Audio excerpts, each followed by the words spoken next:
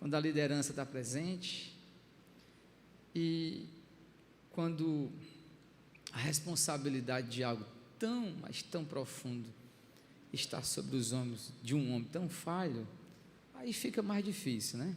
Fica mais difícil. Então, o que eu posso fazer hoje à noite é me esconder atrás da perfeição da palavra de Deus e orar mesmo enquanto eu estou pregando, para que eu não apareça, mas para que a verdade do Senhor seja manifesta. Quero agradecer o convite, a honra que me deram, a liderança, na pessoa do pastor presidente, do pastor Nilson Frota, que tem confiado esse momento. Realmente fico muito constrangido, o pastor Antônio Filho falando aqui dos 38 anos de casado, e eu com 4 horas, mestre. Aí como é que fica, né? 38 anos, que era para estar palestrando, era ele, era o pastor Alci, era o pastor Kleber, está ali de máscara, mas eu sei que é tu, viu, Kleber? Eu sei que tu é o Kleber, viu? Né? E assim, eu vou realmente me esforçar para que você entenda o que Deus quer falar, amém? Então, abramos a palavra do Senhor. Como o pastor Frota só me deu 33 minutos e 49 segundos, foi um erro, eu sabia que tinha coisa boa para mim ainda hoje, então me dê tempo, meus irmãos, que nem 4 horas dá para a gente esgotar o assunto, amém? Gente boa, o nosso tema para hoje à noite é a vida, ou a família, né? A vida da família com propósito, amém? O que é uma família que vive o propósito de Deus? Então, toda vez que você tem um arco e uma flecha, para que ela chegue bem longe, distante, você tem que puxá-la muito forte para trás, porque é aí que ela pega força e impulso. Então, eu quero convidar você para fazermos um movimento lá para trás, para a palavra de Deus, e aí depois de entendermos o que a Bíblia diz, você pode discernir tudo o que acontece no mundo e ver clara e limpidamente aquilo que Deus quer para o propósito da sua família e os propósitos para a sua família, amém? Então, Efésios capítulo 5, versículo 22, nós vamos ler, meus irmãos, até o verso 4 do capítulo 6, Efésios 5, 22, que diz assim na minha versão que eu uso, a versão da Almeida século 21, assim está escrito: mulheres, cada um de vós seja submissa ao marido, assim como ao Senhor, pois o marido é a cabeça da mulher, assim como Cristo é a cabeça da igreja, sendo ele mesmo o salvador do corpo. Mas assim como a igreja está sujeita a Cristo, também as mulheres sejam em tudo submissas ao marido. Maridos, cada um de vós ame a sua mulher, assim como Cristo amou a igreja e a si mesmo se entregou por ela, a fim de santificá-la, tendo-a purificado com o lavar da água pela palavra, para apresentá-la a si mesmo como igreja gloriosa, sem mancha, nem ruga, nem qualquer coisa semelhante, mas santa e irrepreensível. Assim, o marido deve amar sua mulher como ao próprio corpo. Quem ama a sua mulher, ama a si mesmo. Pois ninguém jamais odiou o próprio corpo, antes alimenta-o e dele cuida, e assim também Cristo em relação à igreja, porque somos membros do seu corpo. Por isso o homem deixará pai e mãe, se unirá à sua mulher, e os dois serão uma só carne. Esse mistério é grande, mas eu me refiro a Cristo e à igreja. Entretanto, também cada um de vós ame a sua mulher como a si mesmo, e a mulher respeite o seu marido. Filhos, sede obedientes aos nossos pais no Senhor, pois isso é justo. Honra teu pai e tua mãe, este é o primeiro mandamento com promessa, para que vivas bem e tenha vida longa sobre a terra. E vós, pais, não provoqueis a ira dos vossos filhos, mas criai-os na disciplina e instrução do Senhor. Amém? Meus irmãos, antes de nós adentrarmos neste texto de maneira explicativa, faz necessário considerar a guisa de introdução. Muito obrigado, meu mestre, que Deus tinha esse de bênção, viu? Não, nem precisa de copo não, mestre, que é isso? Meus irmãos, a guisa de introdução faz necessário nós entendermos uma situação muito simples, mas extremamente importante que nós vivemos, todos nós aqui, e hoje, meus irmãos, já que me deram o microfone, então amém, né? Já deram, a hora de tirar é agora, porque vai ser sincero e honesto, amém? Eu estou naqueles dias, polêmico, histórico e filosófico. Meus irmãos, eu aprendi desde cedo que eu tinha um grande amigo que eu brincava de banco imobiliário, que é um jogo, né? Um joguinho de tabuleiro assim, você não sabe o que é isso não, essa brincadeira de criança, né? Então eu brincava na casa dele e o pai dele era um médico, e o médico então estava fumando lá um cigarrãozão lá que eu não sei qual era o cigarro, mas na minha mente de criança eu acho que era um Calton, e a esposa dele viu aquela cena, nós ali, ele no sofá, nós aqui no chão brincando, e a fumaça do cigarro ali, o Caltonzão lá truando, e a esposa dele chegou e disse: homem, tu não está vendo que faz mais mal para os meninos do que para ti? Te levanta e vai fumar em outro lugar. Irmãos, eu com a minha mente filosófica desde pequeno, né, querendo saber tudo, eu já corri e logo olhei para ela e disse: por quê? Que faz mais mal para mim do que para ele? Aí o doutor não queria ficar por baixo e disse: porque a nicotina já chega para você queimada e faz mais mal para você do que para mim. Eu não entendi muito a explicação, ok? Mas o que eu entendi o que foi? Que eu posso estar num ambiente, o outro pode estar fazendo mal e eu estar assimilando aquela maldade. O nome disso aqui é o que é intoxicação. Nós vivemos numa cultura, nós evangélicos, entenda, está aqui sendo gravado, né? Eu não estou falando para ninguém que está assistindo, eu estou falando para nós, amém? Para mim podia até cancelar a gravação, eu estou falando para nós. Então eu estou na minha igreja, sob a cobertura do meu pastor, eu sou responsável pelo que eu falo, tá certo? Sou eu, e o que eu preciso falar é de acordo com a palavra de Deus, eu não vou colocar minhas opiniões, eu vou explicar a Bíblia, mas digo isso agora sem medo. A intoxicação que nós evangélicos estamos tendo por parte do feminismo, do machismo exacerbado, de uma cultura homossexual, uma cultura, meus irmãos, emocionalizada, de consumismo, de sermos estrelas. Todo hoje que possui um Instagram é uma estrela. O senso de estrelismo, isso entra dentro da nossa família, e nós vemos, meus irmãos, os nossos casamentos, a nossa família, o cuidado com os nossos filhos, a maneira como nós nos comportamos dentro do lar, sendo totalmente degradados. Você sabe o que é uma erosão? Uma erosão você não vê a olho nu, ela acontece invisivelmente, pela força do vento, da chuva, das coisas, mas quando você passa o tempo, você vê o desgaste. Nós estamos vendo o desgaste absoluto que essa erosão cultural tem feito na vida das nossas famílias evangélicas. Existe um livro que, se você tiver coragem de comprá-lo, compre: O Escândalo do Comportamento Evangélico. Aonde, meus irmãos, dentro de nós mesmos, o homem do paletó e da gravata, que deve ser o exemplo, é o que divorcia e casa 3 vezes, abre 3 igrejas, e a Bíblia está muito clara. Não estou aqui sendo moralista, não, pelo contrário, há perdão e graça, amém? Porque se você no coração diz assim: nossa, quem fez isso merece um inferno, você está sendo melhor do que Davi? Quem merece o inferno é você e sou eu. Todos nós somos pecadores. O Evangelho salva pecadores. Por isso que salvou a ti e está tentando salvar a mim também.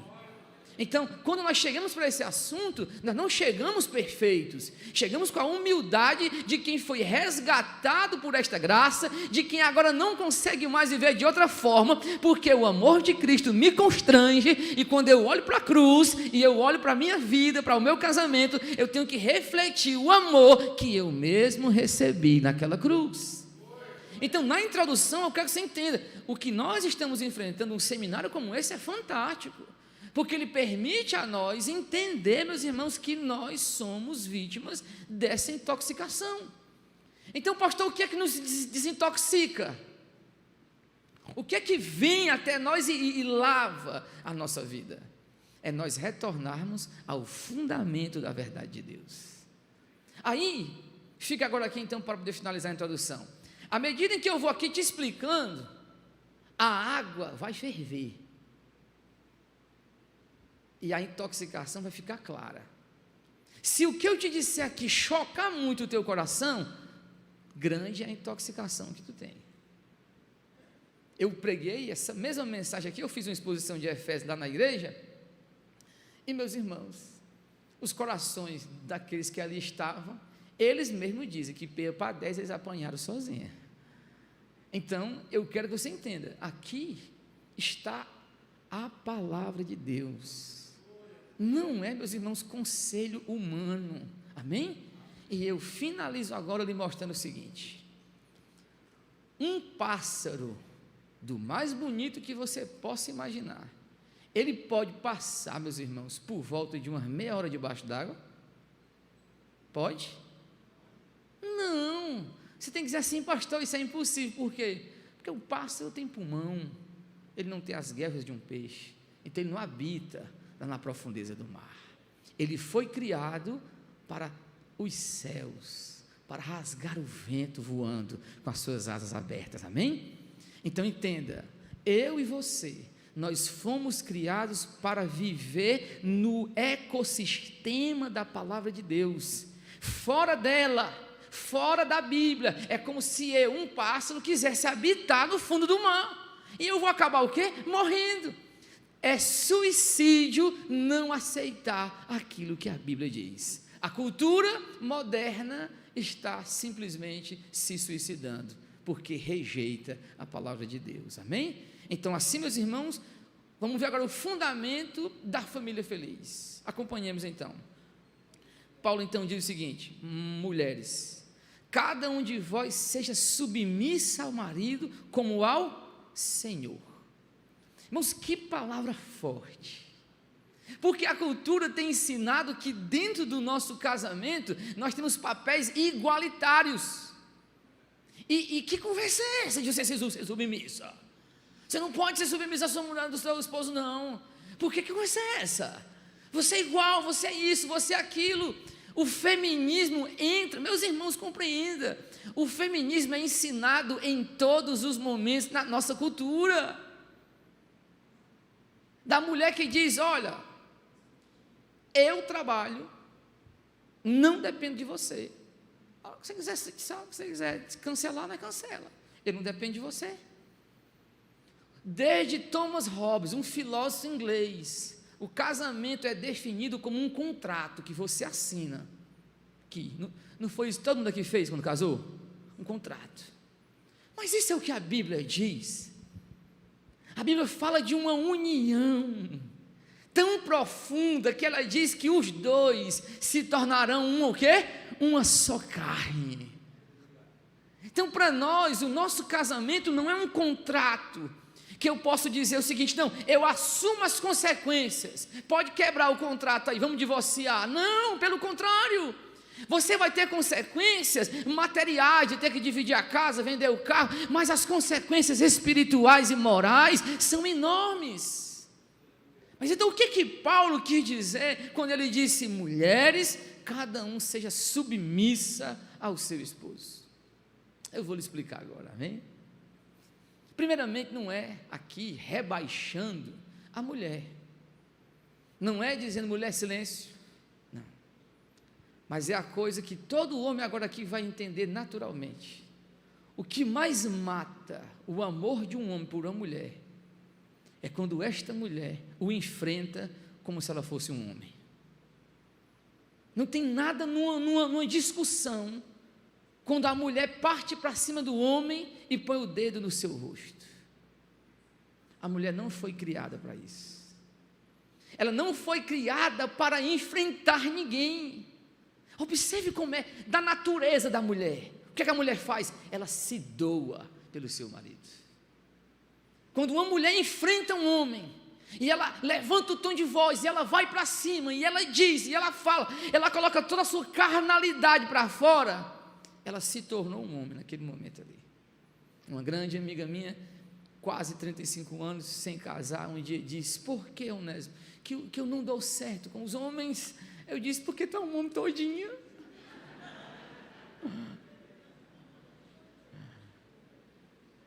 Porque homem que é homem, não gosta de homem, gosta de quê? De mulher. Mulher, meus irmãos, não enfrenta um homem, o físico dela, ela pode malhar o que ela quiser, mas mulher nenhuma enfrenta um homem. É da constituição da mulher o desejar ser abraçada, protegida, e ela dizer: tu és o meu homem. Quando lá em Gênesis, Eva caiu em pecado junto com Adão, o Senhor disse: o teu desejo será para o teu marido e ele te dominará. O povo de Deus, a submissão então, por que aqui, meus irmãos, olha, mulheres, sejam submissas ao vosso marido. Homens, não há um negócio mais vergonhoso para um homem do que ele dizer uma coisa aqui para um amigo dele e a mulher desfazer bem ali. Conta-se uma história antiga, é uma anedota, foi verdade, mas já virou uma piada. Um cidadão recebeu um amigo em casa e armou uma rede, fomos conversar, que maravilha, aquele negócio todo. E aí o amigo disse: mestre, eu queria ir no banheiro, me empresta a tua chinela. Ele deu a chinela, o dono da casa deu a chinela dele, e ele foi no banheiro e voltou, deitou-se na sua rede e colocou as chinelas do amigo debaixo da rede. A mulher, percebendo que não tinha ninguém, pegou na orelha do marido e disse: eu disse que eu não gosto de ninguém aqui em casa. Torceu a orelha do amigo, porque pensava que era ele deitado e a chinela debaixo da rede. Como é que você acha que este homem se sentiu depois de uma vergonha dessa? Gente boa, a experiência comum diz que ninguém enfrenta ninguém, gente. Não há nada que apague mais o furor do que a palavra branda. Uma briga se acaba quando o outro faz só assim, amém. Pronto. Você pode falar, acabou-se a briga. Gente, quando a mulher entender que ela casou não para enfrentar o marido, mas para ser uma auxiliadora, a rainha, meus irmãos, daquele lar, a vida mudou. Mas a intoxicação do feminismo faz a mulher pensar que ela tem que bater de frente com o homem, que ela tem que dizer as verdades ao homem. Então o significado de submissão aqui não é simplesmente se colocar abaixo, não, é não ser como um homem, não enfrentá-lo no nível da briga, da ira. Pelo contrário, se mantenha na sua posição, se mantenha na sua tranquilidade, não desça do salto, se coloque diante de Cristo, e você vai ver a diferença dentro do seu lar. O apóstolo Paulo, então, agora, ele muda e diz o seguinte: maridos, cada um de vós ame a sua mulher, assim como Cristo amou a igreja e a si mesmo se entregou por ela, a fim de santificá-la, tendo-a purificado com o lavar da água pela palavra. Meus irmãos, o problema maior desse texto aqui para os homens é que o homem, ele tem um machismo. Quando ele tirou a mulher lá da casa do pai dela, que ela lhe deu casa, comida, roupa lavada e sexo, ele acha que ele pode sentar no sofá, assistir o jogo do Flamengo a noite todinha e pronto. Opa! Mas o texto está falando que Cristo cuida da sua igreja, que Ele santifica a sua igreja pela palavra. Irmãos, não tem nada que uma mulher goste mais do que quando o homem dá tempo a ela só para conversar, para dialogar. E o homem crente, ele não conversa qualquer besteira, ele tem as coisas dos céus para ele conversar. Aqui o homem não é o homem, a masculinidade em primeiro lugar. Aqui o homem que se entrega para a sua mulher é o ato sacerdotal do homem entender: eu sou o representante de Deus, e assim como Cristo, Ele se entregou pela igreja, eu me entrego pela sua vida, cuidando de você, protegendo você, estando ao seu lado, lhe santificando pela palavra. Os homens têm que assumirem este ministério de ensinarem às suas mulheres a palavra de Deus, uma coisa simples. Hoje, nós entregamos o ensino dos nossos filhos, das nossas esposas, dos nossos esposos, ao YouTube. aos vídeos curtos do TikTok, ao Instagram. Isso não rola, gente. Se o casal não tem tempo, e se o homem não entender que ao fazer isso, ele cuida da sua mulher, povo de Deus, o nosso casamento é transformado. Paulo continua, meus irmãos, e ele fala muito mais do homem. Ele vai dizer o seguinte, verso 28, assim o marido deve amar sua mulher como ao próprio corpo. Quem ama a sua mulher, ama a si mesmo. Ama a si mesmo. Os homens da nossa cultura são tão intoxicados que eles não sabem o que é amor. O amor é o exemplo de Cristo sendo traduzido diante dos nossos olhos. Nós temos dificuldade de dizer eu te amo para outro homem, porque quando se fala em amor, já se fala na relação, o pensamento é a relação erótica. O amor está acima do erotismo. Na eternidade, o pai amava o filho. É este amor que deve ser traduzido em nossa vida. O homem que ama a si mesmo, povo de Deus, quem já provou a vida de casado, sabe, a solidão é um negócio absurdo de ruim. Quando dá para dizer que o negócio é ruim, né? Ou que Deus diz assim, olha, não é bom, quando dá para Deus dizer, olha, isso aqui não presta, porque solidão não dá. O homem que não ama uma mulher, ele está fadado a viver um fracasso da solidão. E a solidão, meus irmãos, ela chega a um ponto de matar. Então, hoje, a nossa família, nós como casados, nós olhamos para o fundamento da palavra. Não sou eu que estou inventando, não tem grego e hebraico aqui, não. É o texto sagrado dizendo, marido, ame a sua mulher, assim como Cristo amou a sua igreja.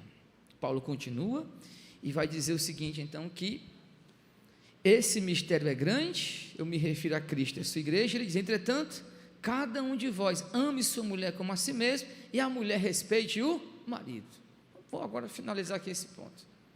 Meus irmãos, quando eu me casei, eu disse para meu pai que eu queria me casar, e meu pai era um homem do interior, um homem muito sábio demais, mas também muito parecido com o seu Lunga. Ele disse assim para mim, meu filho, o amor não enche barriga. Ele tinha razão, gente. O amor não enche barriga, amém? Não é verdade? Né? Mas é a única coisa que sustenta um casamento ainda, é o amor. Porque dinheiro não sustenta mais. Você vê os famosos casando, casou hoje, no outro dia, já estão separando. Então não é o dinheiro, mas é o amor.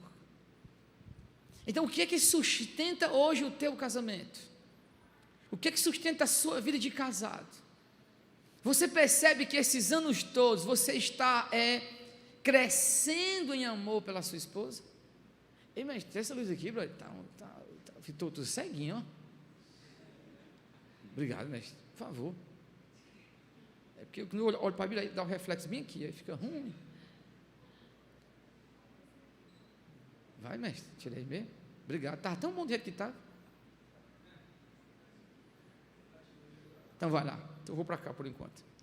Aqui fica aqui mesmo. O amor não pode ser visto simplesmente como uma relação sexual, simplesmente aquela atividade do erotismo. E aí eu tenho só uma ilustração para lhe mostrar a natureza do amor. Um grande homem de Deus, chamado Benjamin Warfield, ele casou e durante alguns anos, muito feliz no casamento, sua esposa correspondendo, ele bem, só que ela teve um problema, e ele passou mais de 20 anos com ela prostrada, e este homem se manteve fiel a ela os 20 anos, até ela falecer. Vamos imaginar que um casal, um cidadão, acabou de casar, ele ganha 11 mil reais, a esposa dele, a jovem, é médica, está ganhando dinheiro demais, os dois vão para uma viagem lá na Suíça, eles vão patinar no esqui, de repente, meus irmãos, a moça levou um tombo, ficou paraplégica. estão com 3 meses só de casado, completando agora. Eu lhe pergunto, este rapaz, ele tem o direito de viver a vida dele feliz com outra pessoa? Ou ele é obrigado a ficar ao lado dessa mulher paraplégica, que nunca mais vai lhe dar o sexo, a paixão e o amor como antes? O que é que você me diz? Vamos embora, povo de Deus. E aí? Ele tem direito de dizer, não vou, não posso, é minha vida, eu sou muito jovem, eu preciso de coisas maravilhosas. E aí, o que você faria no lugar dele? Já sei, você chamaria o Valdomiro Santiago, se levanta e anda. E se Deus não curasse a pessoa, o que é que você faria? Todos nós, abramos a palavra de Deus, meus irmãos. Primeira carta de Paulo aos Coríntios, naquele texto famoso e maravilhoso do capítulo 13, a partir do versículo 4, que diz: o amor é paciente, o amor é benigno, não é invejoso, não se vangloria, não se orgulha, não se porta com indecência, não busca os próprios interesses, não se enfurece, não guarda ressentimento do mal, não se alegra com a injustiça, mas congratula-se com a verdade. Tudo sofre, tudo crê, tudo espera, tudo suporta. Este é o amor do nosso casamento. Este é o amor que Deus já colocou em sua vida. Nunca abra a boca e diz: pastor, eu não consigo mais amar, eu não consigo mais, não dá mais. Entenda de uma vez por todas, se você abriu a boca e diz: pastor, eu não consigo mais amar, então nem mais crente tu é, porque está escrito em Romanos capítulo 8, acho que é 5 e 5, é 5 e 4, que diz que Deus derramou o amor em nosso coração pelo Espírito Santo de Deus. Enquanto houver a chama do Espírito em nossas vidas, este amor sempre será abundante para ser derramado. A Bíblia nos exorta a amarmos até os nossos inimigos, quanto mais a mulher que tu casou e o homem que tu diz que é teu marido. Não é uma verdade? Este é o fundamento bíblico, amém? O fundamento bíblico. Agora, meus irmãos, Paulo passa do marido e a mulher e vai entrar para os filhos e diz: filhos, sede obediente aos vossos pais no Senhor, pois isso é justo. Irmãos, que filosofia profunda. Ele está dizendo que a obediência dos nossos filhos é uma questão também de justiça, é proporcional, é justo, gente. Mas, povo de Deus, nenhuma família se manterá de pé aonde os filhos não conseguem ser obedientes aos pais. E esta obediência, meus irmãos, é a coisa mais natural do mundo.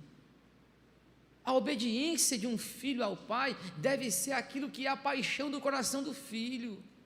Mas, na nossa cultura, o que nós fazemos? Nós estamos com medo de inflamar o coração do filho com um pedido para ele ser obediente. Na Universidade de Harvard, pasme, eu fiquei pasmo, não sei vocês, mas eu li agora recente, num livro de um filósofo que eu estou estudando o pensamento dele, chamado Jonathan Haidt. Ele diz que em Harvard existe uma sala em Harvard. É uma palavra em inglês que eu não sei falar muito, só a Priscila sabe, né? E aí ele disse que tem uma sala que é cheia de puffs, e tem um psicólogo e um assistente social. Por quê? Porque se um aluno está aqui na sala de aula e o professor fala uma coisa que agravou aquilo que ele crê, a convicção dele, ele vai para essa sala com puffs em Harvard ser afagado, porque ele foi contrariado. Povo de Deus, eu cheguei para o meu pai e disse: meu pai, eu quero uma bicicleta. E ele disse: tem dinheiro? Não, menino. Eu disse: é 40 reais, na época, era 1990 e tanto, 91, eu quero uma bicicleta, pai. Quando é 40 reais, pai. Ele disse: tem dinheiro? Não, menino. E não fale mais não. Irmãos, eu falei de novo. Irmãos, foi 40 chibatadas, mas não foi menos uma não, foi as 40 todinha. Até hoje estou firme e amo meu pai. Uma pisa, gente, bem dada, corrija o nosso caráter, não deforma a gente não, amém? Não deforma a gente não. E nossos filhos, nós não queremos exigir-lhes a obediência com medo de machucá-los, com medo de, oh meu Deus, e agora? Quando aquele menino se revoltar contra mim?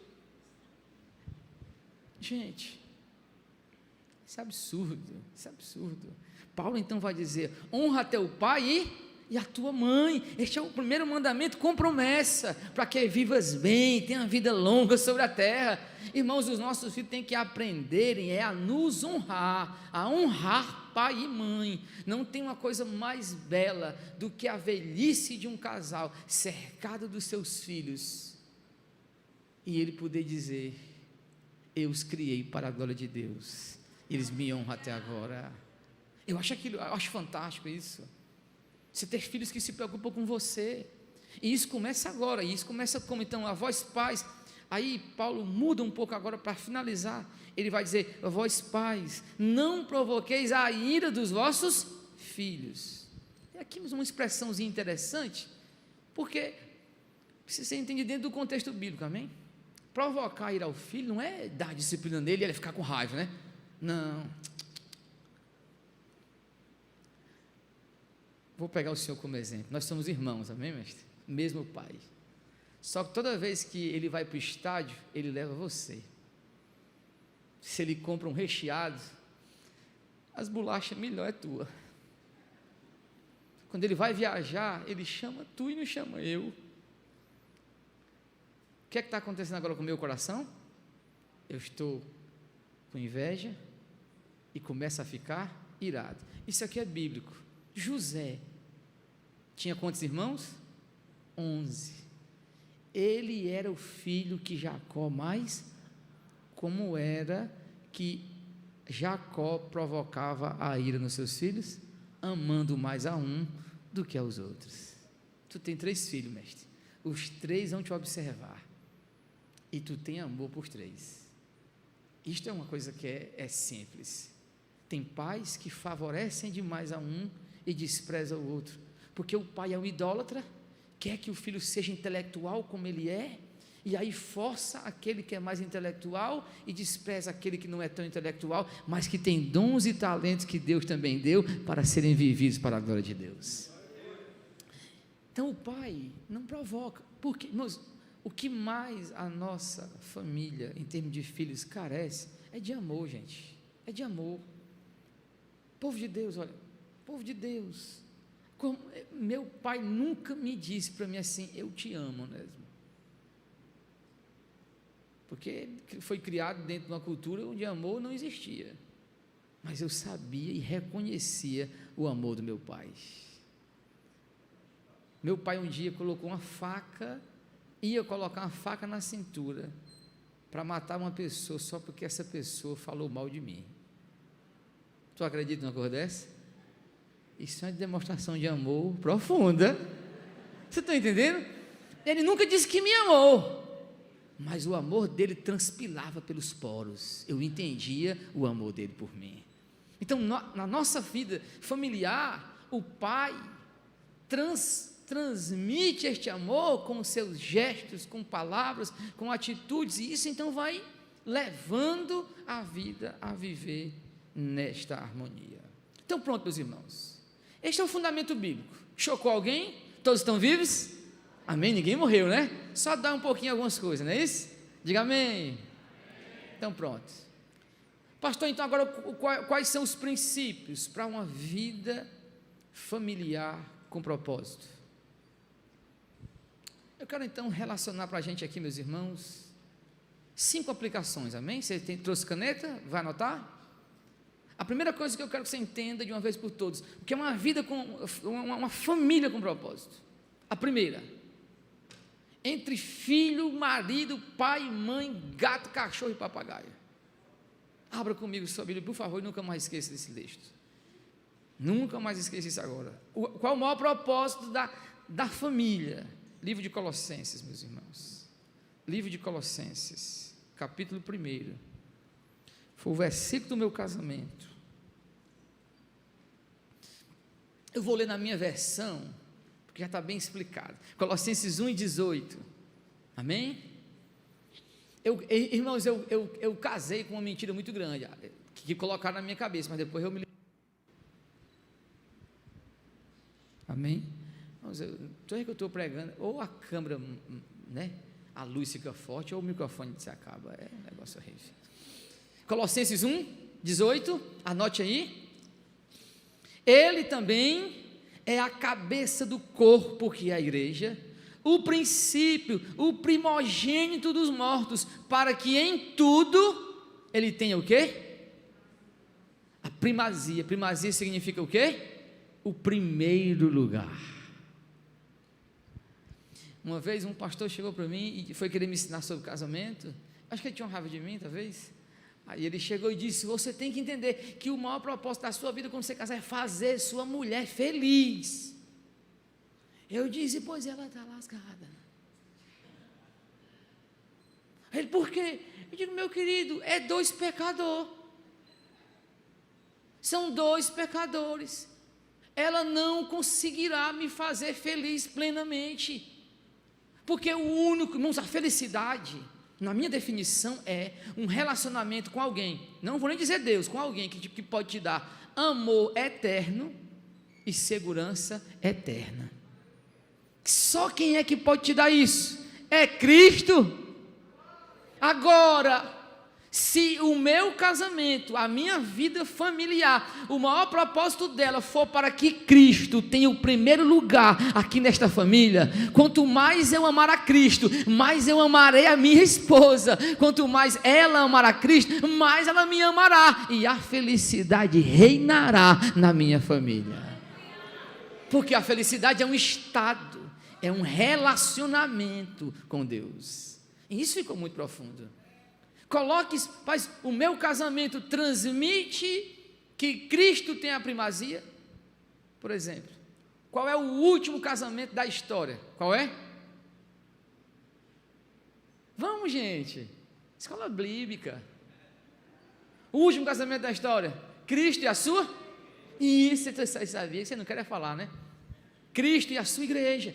Todo casamento que se faz aqui, e que o pastor Teixeira ministra a bênção, é uma representação no micro, aquilo que vai ser o grande casamento cósmico entre Cristo e a sua igreja, amém? Então, todo casal que se permanece colocando Cristo acima de tudo, ele está dizendo: quando tu se casares com a tua igreja, ela vai te dar a honra, a glória e o louvor. Isso tem que ficar muito claro. A família com propósito, ela aceita que Cristo seja tudo em todos. Em outras palavras, que Ele tenha o primeiro lugar. É aqui eu finalizo com uma questão.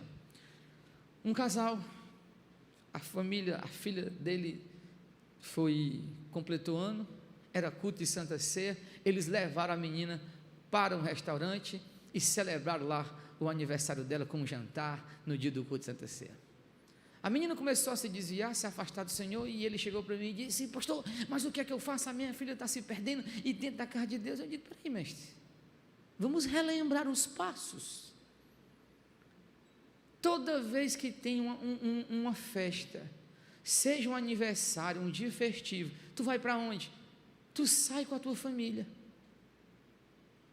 tu deixa tudo, tu vai celebrar com a tua família no restaurante. Ora, o que é que tu está dizendo com outras palavras? Que nas coisas mais importantes da minha família, a igreja fica em segundo lugar, Deus fica em segundo lugar. Aí ele: o que é o correto? Vem para o culto, celebra a Santa Ceia, sai de lá renovado, vai para o restaurante, chama o pastor e vai ser bênção para a tua vida. Ora, o que é o correto? Não honrar a Deus em tudo? Então, no dia do meu aniversário, o que é que eu faço? Vou curtir com outras coisas, e deixo a minha vida, que tem que estar no altar de Deus, em segundo lugar. Aí eu estou mostrando para o mundo o quê? Que Cristo, quando é as datas mais importantes, Ele não faz parte das datas mais importantes. Vocês estão entendendo? Qual é a data mais importante de uma vida de casal? O dia, né? Quantos anos? Quem tem 38 anos, né? Então, 38 anos, mestre. Celebra a Deus, homem. Celebra ao Senhor. Mostra para o mundo que tu valoriza Cristo acima de todas as coisas. Em segundo lugar, meus irmãos, aquilo que a cultura, a primeira então, Cristo, que Cristo tem a primazia, amém? Em segundo lugar, que a nossa edificação espiritual seja real, amém? Aí por que eu digo real? Porque é muito fácil nós orarmos na hora de comer, não é isso? Minha mãe dizia, vamos orar na hora de comer. Aí eu digo, pois fecha os olhos, mãe. A bichinha fechava, eu pegava o frango, estava no meio. É muito fácil, só orou, né? Gente, a aparência de religiosidade não leva a nada. O que é importante é nós entendermos o seguinte, olha, gente, culto doméstico, ainda se faz, ainda no século XXI, um negócio desse, faz? Não, né? Mas está aí um negócio que é real. Eu fui criado no culto doméstico, eu posso dizer que é uma verdade purinha na terra. Nós, homens, somos o sacerdote da nossa casa. Culto doméstico não é, meus irmãos, uma coisa opcional. É a natureza de quem tem um relacionamento com Cristo. O culto doméstico. Por quê? Porque, meus irmãos, toda briga e discussão você desfaz ali quando vocês estão diante de Deus. Seus filhos começam a observar a fé do meu pai, é uma fé séria. Papai fala em línguas. Sóstenes chegou para mim e disse, que língua é essa que o senhor falou, papai? Eu digo, depois eu te explico. Vamos aqui logo agora eu e tu, né? E eu tenho orado pelo meu filho para que ele nasça de novo. Um dia desse, nós lá orando aqui na cama, e ele chorou e chorou. Eu disse, você ouviu a voz de Deus? Eu creio, meus irmãos, agora isso aqui é meu, eu creio que Deus vai falar com Sóstenes, como falou com Samuel, com qualquer um, amém? Deus fala com qualquer pessoa. Tem o Sóstenes, pode até ele escapar, né? O Sóstenes disse uma coisa muito interessante para mim. Ele disse, pai, eu quero, mas eu não consigo. Me ajuda, pai, fala com ele por mim. Oh, meus irmãos, é porque o Sóstenes não está mentindo. Ele poderia mentir e dizer, papai, eu sou crente, né? Como a gente faz nas EBF, né? A pessoa levanta a mão, gente, eu aceitei Jesus quase 15 vezes no EBF uma vez. Quando você aceita Jesus de verdade, a verdade tomou conta de você. O que eu quero, no culto doméstico, orando com Sóstenes, eu quero que ele veja que a minha fé, eu sou um pastor imperfeito, mas tem uma coisa que eu sou verdadeiro. Aquilo que eu prego, eu vivo na minha casa. Vamos viver uma fé real, gente, em nossa família, que seja verdadeiro, que seja real, que os nossos filhos vejam que a fé do meu pai, aquilo que ele é na igreja, ele também é aqui dentro da minha casa, por isso é verdadeiro, por isso é importante que eu também creia, e que eu cresça no caminho do Senhor, amém? Em terceiro lugar, nós precisamos desfrutar mais das bênçãos de Deus, em termos de família, amém? Por quê, meus irmãos? Que é muito fácil, olha, existem muitas coisas boas no mundo, certo? Muita coisa boa no mundo. Você pode ir para um cinema, meus irmãos, o cinema é fantástico para você evangelizar uma criança, né? Assistir um filme com amigos, não é maravilhoso?